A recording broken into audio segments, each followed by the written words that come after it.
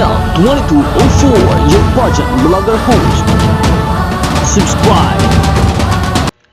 Magandang araw Pilipinas and good day pageant lovers. Hindi nakatakas sa mga tanong ng sambayanan si Miss Eco International Philippines Alexi May Brooks tungkol sa kanyang hairstyle na kanilang pansin ngayong siya ang nanalo bilang Miss Eco International 2024. Tanong ng sambayanan kung ano nga ba ang gagamitin ni Alexi Brooks pagdating sa kanyang laban sa Miss Eco International. Kung ito bang short hair o long hair na kanyang ipinapakita ngayon.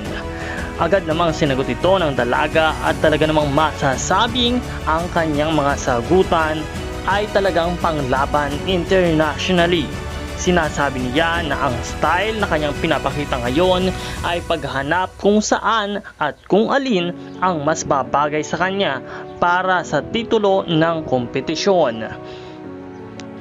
Masasabi nga sa Miss Universe Philippines competition ay ginamit ni Alexi ang kanyang short hair na pagpapakita ng kanyang natural na ganda na siyang naging dahilan upang mas makilala at mag-stand out sa kompetisyon.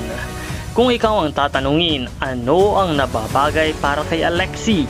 Ang short hair ba o ang long hair?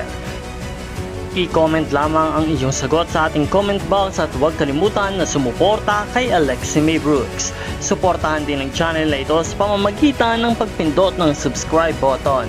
Maraming salamat sa iyong panonood. This is Nel2204, your pageant vlogger host.